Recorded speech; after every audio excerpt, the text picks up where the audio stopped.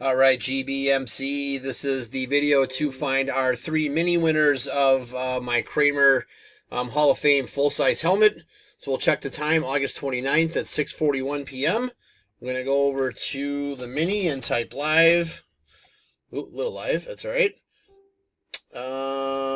We have August 29th at 6:41 p.m.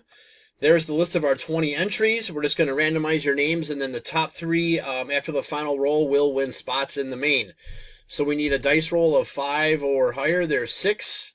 All right, 6 times. Here we go. 1, 2, 3, 4, 5. Last and final, looking for the top 3. Here we go. Good luck.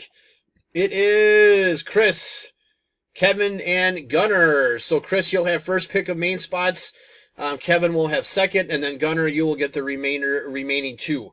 So there is our verification code, our timestamp once again, August 29th, 6:42 p.m. That's it, guys. Thanks.